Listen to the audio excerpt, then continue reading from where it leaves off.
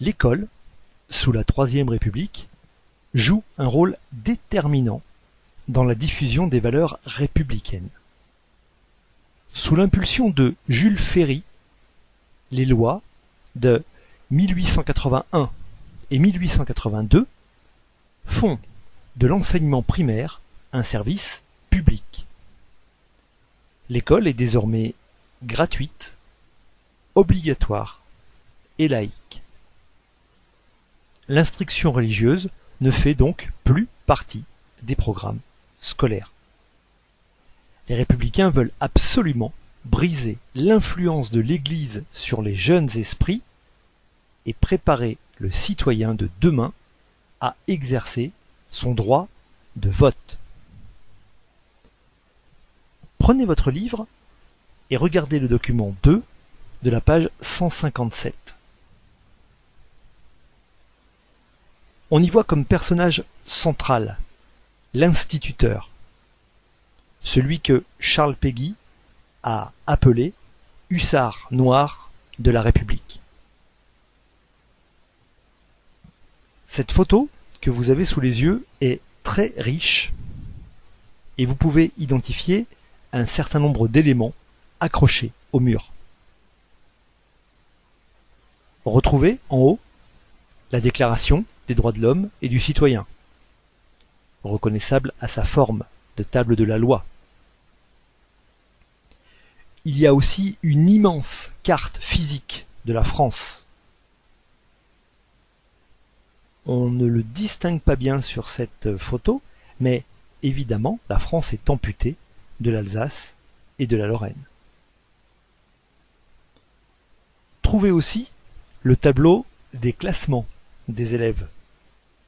C'est une façon de créer une émulation en mettant en valeur les élèves qui ont les meilleures notes. Il y a aussi ce qu'on appelle des images d'Épinal. Il y en a un certain nombre. Elles illustrent les faits d'histoire ou de géographie. Voyez aussi combien les élèves sont sages, studieux, attentifs à ce que leur dit l'instituteur. Observez leur tenue. Ils sont tous vêtus d'une blouse. Autre chose qui doit nous frapper, l'école n'est pas mixte. Ici, nous sommes donc dans une école élémentaire de garçons. Un dernier élément apparaît sur cette photo, c'est la morale. Une phrase que l'on recopie, que l'on médite et que l'on est censé appliquer. Ici, elle concerne la façon dont on ne doit pas se montrer trop dépensier, dont on doit gérer son argent. Sur la photo qui vient d'apparaître, la morale est la suivante: le peuple qui a les meilleures écoles est le premier peuple.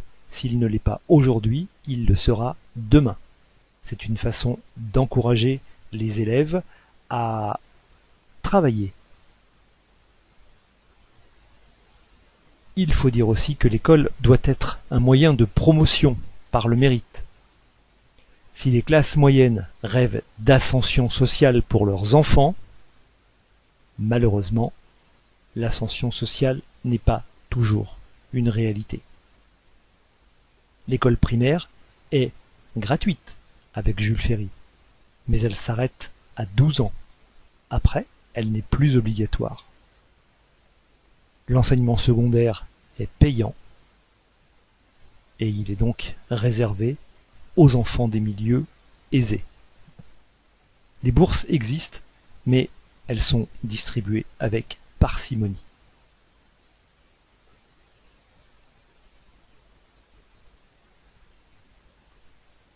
Avec la Troisième République, le service national devient un devoir militaire patriotique.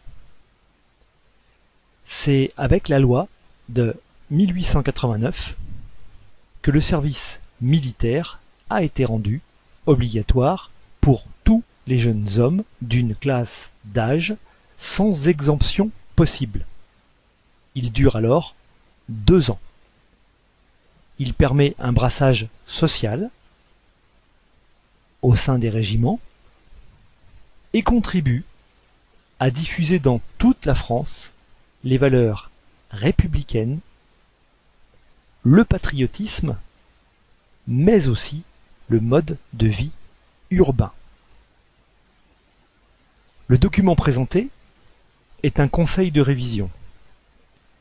Vous voyez les jeunes gens assemblés, la solennité de la scène, l'abondance des drapeaux bleus, blancs, rouges, la mention République française, des personnages officiels, sans doute des maires, la présence des gendarmes, et l'on remarque ce jeune homme qui tient son chapeau entre ses deux mains, qui se présente devant le conseil, afin, si jamais il avait quelque chose pour justifier qu'il ne puisse pas être mobilisé sous les drapeaux, que sa raison soit examinée, approuvée ou invalidée.